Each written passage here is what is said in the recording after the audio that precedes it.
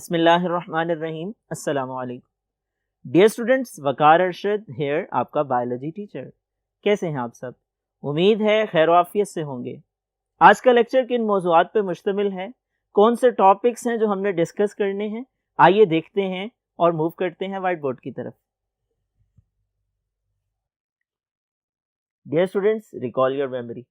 Previous lecture में हमने prokaryotes और यूकैरियोट्स के बारे में डिस्कस किया। हमने सेंट्रियोल और वैक्यूल के बारे में डिस्कस किया। सेंट्रियोल की बात की जाए, ये सेल के अहम ऑर्गेनेली हैं। ये होलो सिलेंड्रिकल ट्यूब्यूल्स होती हैं। ये triplets of 9 tubule hollow cylindrical form में अरेंज होती हैं। ये खोखली स्ट्रक्चर बनाते हैं और 9 नालियां जो कि फर्दर 3 ट्यूब्यूल्स पर मुश्तमिल होती हैं, ये गोल शक्ल में अरेंज होते हैं। इनका अहम काम सेल की तकसीम में मदद देना है। डियर स्टूडेंट्स, वैक्यूल की बात की जाए, वैक्यूल पौधों के सेल में छोटे छोटे साइज में मिलकर एक लार्ज वैक्यूल बना देते हैं और सेल की सेंट्रल पोजीशन को ऑक्यूपाई कर लेते हैं। न्यूक्लियस को एक साइड पे पुश कर देते हैं।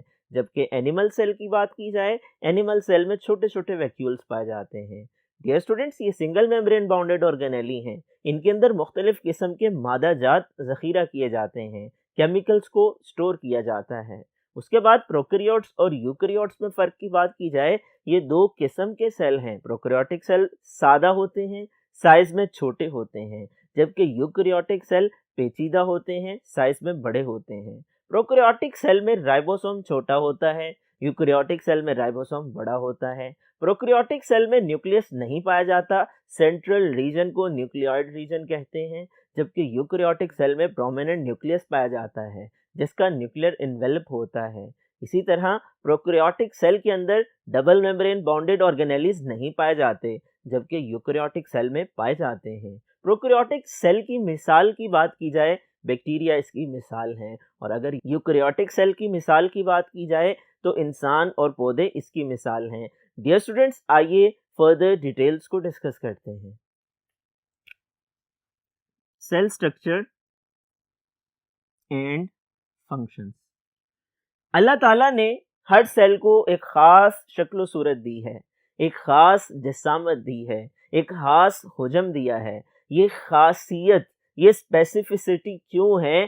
क्योंकि हर सेल का ख़ास काम है और हर सेल को अल्लाह ताला ने उसके काम के मुताबिक शक्ल सूरत में तब्दील किया है। सेल को उर्दू में खुलिया भी कहा जाता है।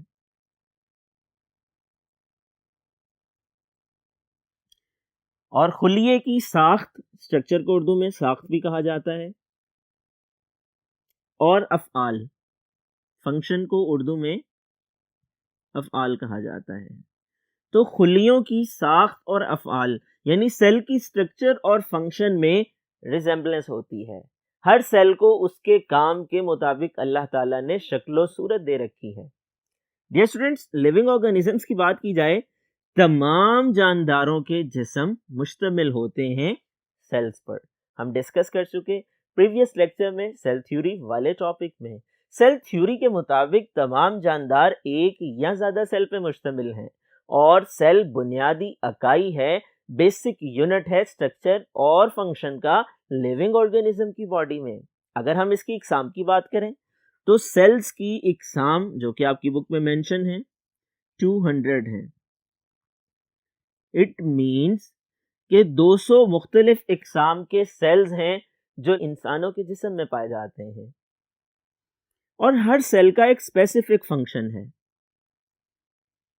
हर सेल को अल्लाह ताला ने एक खास काम के लिए शक्ल दी है, तरतीब दी है, बनाया है, वजूद बख्शा है और उसी काम की मुताबिकत से सेल की शक्ल सूरत बनाई गई है। आइए मिसालों से समझने की कोशिश करते हैं। Dear students, size and shape, जिसामत और शक्ल सूरत।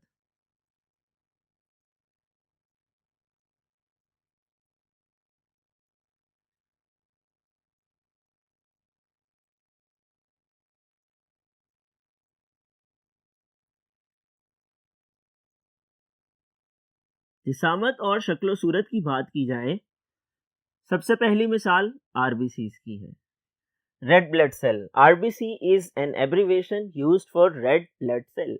हमारे जिस्म में खून पाया जाता है। खून के अंदर एक लिक्विड पोर्शन है और एक सेल और सेल लाइक बॉडीज वाला पोर्शन है, और जो cell and cell like bodies हैं उन्हीं की एक किस्म रेड ब्लड सेल हैं, एक किस्म वाइट ब्लड सेल हैं, एक किस्म प्लेटलेट्स हैं, और जो लिक्विड पोर्शन है उसे प्लाज्मा कहा जाता है। यहाँ पर हम तस्करा कर रहे हैं आरबीसी का। आरबीसी कहा जाता है रेड ब्लड सेल को। Dear students, red blood cell की शेप ग्लोबुलर होती है, बाइकनकेव होती है, और ये क्यों होती है? ये इस वजह से होती है क्योंकि इसने हीमोग्लोबिन को अकोमोडेट करना होता है। हीमोग्लोबिन एक प्रोटीन है, खून में ऑक्सीजन जज़ब करवाने में मदद देती है। उसकी शक्लो सूरत के मुताबिक आरबीसी की शक्लो सूरत बनाई गई है। नर्व सेल, नर्व सेल की बात की जाए तो नर्व सेल का जो साइज है वो लॉन्गर होता है, वो बड़े साइज के होते हैं, वो लंबे होते हैं, एलोंगेटेड होते हैं, इन्हें हम लंबूतरा भी कह सकते हैं। उसकी वजह ये है ये जिस्म के मुख्तलिफ हिस्सों में कोऑर्डिनेशन का काम करते हैं, रब्त कायम करते हैं। तीसरी मिसाल जाइलम की है। डियर स्टूडेंट्स, जाइलम क्या है? जाइलम दरअसल खास किस्म के सेल्स हैं जिनके मिलने से जाइलम टिश्यूज बनते हैं, और इनका काम पौधे के अंदर पानी और हलशुदा नमकियात को एक जगह से दूसरी जगह मुंतकिल करना है। ये transport of water and dissolve substances में अपना किरदार अदा करते हैं, और इसी वजह से इनकी शक्लो सूरत की बात की जाए ये ट्यूब लाइक होते हैं, ये एलोंगेटेड होते हैं, यानी लंबूतरे और नाली नुमा होते हैं। Surface area to volume ratio. Dear students, surface area to volume ratio की बात की जाए, इसकी मिसाल रूट हेयर है। रूट हेयर्स अमूमन एक पौधा, उसकी जड़ें जो कि जमीन में होती हैं, उन जड़ों के साथ बारीक बारीक बाल मौजूद होते हैं। उन बालों को रूट हेयर्स कहा जाता है। अगर हम बात करें रूट हेयर सेल्स की तो इनका सरफेस एरिया ज़्यादा होता है। क्यों ज़्यादा होता है? इसलिए कि इन्होंने मिट्टी में दूर दूर तक जाना है और मिट्टी से पानी और नमकियात को लेकर के आना है, पौधे का हिस्सा बनाना है, जड़ के ज़रिए से उसकी नक्लो हरकत मुमकिन होनी है, जड़ से ये पानी और नमकियात तने और पत्ते तक जाने हैं। इसलिए रूट हेयर्स का surface area to volume ratio ज़्यादा होती है। ये फैली होती हैं, इनका हुजम ज़्यादा होता है क्योंकि इनका काम ही ऐसा है जिसके लिए large surface area to volume ratio की ज़रूरत है। ऑर्गेनेलिस। डियर स्टूडेंट्स, ऑर्गेनेलिस की बात की जाए, प्रेजेंस और एब्सेंस ऑफ ऑर्गेनेलिस किस बुनियाद पे होती है कि वो सेल जो खास काम के लिए बना है उसमें उस ऑर्गेनेली की ज़रूरत है या नहीं है। मिसाल के तौर पर गोल्जी बॉडीज की बात की जाए, गोल्जी बॉडीज को हम गोल्जी ऑपरेटस भी कहते हैं, गोल्जी स्ट्रक्चर भी कहते हैं, गोल्जी कॉम्प्लेक्स भी कहते हैं, जिन्हें सबसे पहले कैमिलो गोल्जी एक साइंटिस्ट ने ऑब्जर्व किया था। डियर स्टूडेंट्स, डिटेल में हम डिस्कस कर चुके हैं प्रीवियस लेक्चर में। ये सेट ऑफ लेटेंट सैक्स हैं, फूली हुई थैलियों के मजमुए हैं जो एक दूसरे के ऊपर पड़ी होती हैं। अगर हम इनकी बात करें, इनका बुनियादी काम क्या है? सिक्रीशंस प्रोड्यूस करवाना। जिन सेल्स में केमिकल सिक्रीशन ज़्यादा प्रोड्यूस होती हैं उनमें गोल्जी बॉडीज पाई जाती हैं, और जिनमें केमिकल सिक्रीशंस प्रोड्यूस नहीं होती हैं उनमें गोल्जी बॉडीज नहीं पाई जाती। नंबर 2, दूसरी मिसाल भी समझ लीजिए, क्लोरोप्लास्ट की है। डियर स्टूडेंट्स, क्लोरोप्लास्ट खास किस्म के ऑर्गेनेली हैं, पौधों में पाए जाते हैं, पौधों की तरह के प्रोटिस्ट में पाए जाते हैं जिन्हें हम एल्गी का नाम देते हैं। इनका काम क्या है? फोटोसिंथेसिस में मदद देते हैं। फोटोसिंथेसिस के जरिए पौधों को, पौधों की तरह के प्रोटिस्ट को खुराक तैयार करने में ताउन करते हैं।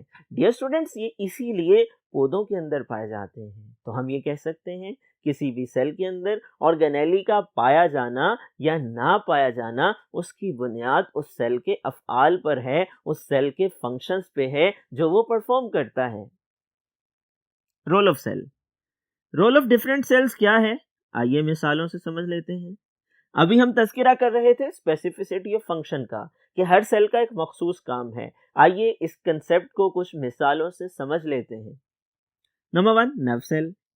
डियर स्टूडेंट्स, नर्व सेल्स की बात की जाए, नर्व सेल्स का काम आपके जिस्म के मुख्तलिफ हिस्सों में कोऑर्डिनेशन करवाना है। नर्व सेल का काम बैरूनी माहौल में जो भी चेंज आता है, एक्सटर्नल एनवायरनमेंट में कोई भी चेंज जो कि आपको रद्द-ए-अमल देने पर मजबूर करता है, आपको रिस्पॉन्ड करने पर मजबूर करता है, वो स्टिमुलस कहलाता है। दरअसल नर्व सेल का काम एक्सटर्नल एनवायरनमेंट यानी बैरूनी माहौल में आने वाली किसी भी तब्दीली के मुताबिक जिस्म को जवाब देने के लिए तैयार करना है। ये जिस्म में कोऑर्डिनेशन का काम करते हैं, जिस्म के मुख्तलिफ हिस्सों में रब्त कायम करते हैं, पैगाम रसानी करते हैं। नतीजे के तौर पर हमारा जिस्म इस काबिल होता है बैरूनी माहौल में होने वाली किसी भी तब्दीली का जवाब दे सके। डियर स्टूडेंट्स, आइए फर्दर डिटेल्स को डिस्कस करते हैं, मुख्तलिफ एग्जाम्पल्स को डिस्कस करते हैं। Dear students, muscles. Muscle cells का काम क्या है? मसल सेल्स कॉन्ट्रैक्ट और रिलैक्स करते हैं। इनकी वजह से हमारा जिस्म हरकत करने के काबिल होता है, हमारे बॉडी पार्ट्स में मूवमेंट पॉसिबल हो पाती है। डियर स्टूडेंट्स, इसी तरह से स्किन की बात की जाए, आपकी जिल्द के जो सेल हैं रिसेप्टर का काम करते हैं।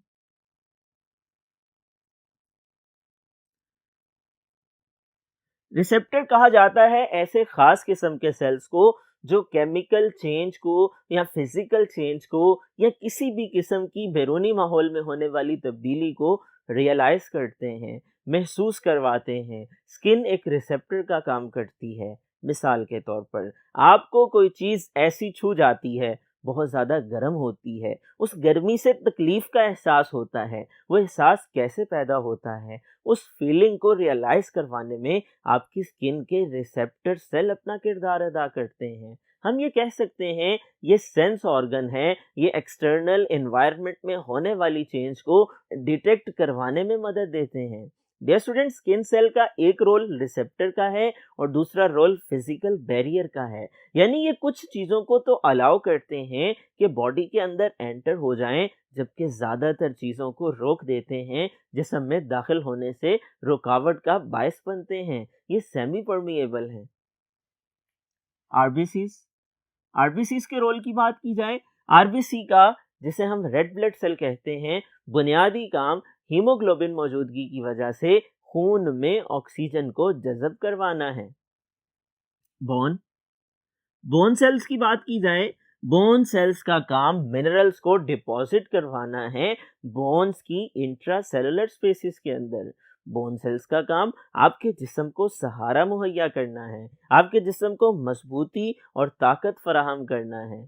डियर स्टूडेंट्स, मसल की हमने बात की तो मसल का काम जो कि आपकी हड्डियों के साथ जुड़े हैं, जो कि आपके दिल की दीवारों में मौजूद हैं, जो कि आपकी खुराक की नाली में मौजूद हैं, जो कि आपके मैदे में मौजूद हैं, आपके इंटरनल ऑर्गन्स में मौजूद हैं, दरअसल सहारा मुहैया करना होता है, नक्लो हरकत में मदद देना होता है। डियर स्टूडेंट्स, ये मुख्तलिफ मिसालें हैं जिनकी मदद से हमने समझने की कोशिश की सेल के रोल को और सेल की स्ट्रक्चर और फंक्शन में रिलेशन को। ये बात याद रखिएगा कि हर सेल की बनावट दरअसल उसके काम के मुताबिक होती है। ये बात भी आपने याद रखनी है, हमारे जिस्म में 200 मुख्तलिफ इकसाम के सेल पाए जाते हैं। ऑब्जेक्टिव टाइप क्वेश्चंस के लिए बहुत अहम सवाल है। ये बात भी आपने याद रखनी है कि हमारे जिस्म में मुख्तलिफ सेल्स के काम क्या हैं, जिनको हमने यहाँ मिसालों की सूरत में डिस्कस किया। डियर स्टूडेंट्स, आज का जो लेक्चर है ये लॉन्ग क्वेश्चन की फॉर्म में पूछा जा सकता है। सेल स्ट्रक्चर और फंक्शन में क्या रिलेशन है, तफसीलन वजाहत कीजिए। शॉर्ट क्वेश्चन पूछा जा सकता है कोई एक मिसाल के हवाले से, surface area to volume ratio के हवाले से, साइज के हवाले से, प्रेजेंस या एब्सेंस ऑफ ऑर्गेनेली के हवाले से। डियर स्टूडेंट्स, आपने हर हवाले से तमाम पहलुओं को मद्देनजर रखते हुए आज के इस लेक्चर को तैयार करना है, याद करना है, नोटबुक पे नोट डाउन करना है। मुझे उम्मीद है आज का ये लेक्चर आप लोगों ने समझ लिया होगा। आप लोग इस लेक्चर को समझने के बाद टीचर की इंस्ट्रक्शंस को फॉलो करते हुए याद भी करेंगे और लिखेंगे भी। डियर स्टूडेंट्स, अपना ख्याल रखिएगा। इजाज़त दीजिए। अल्लाह हाफ़िज़।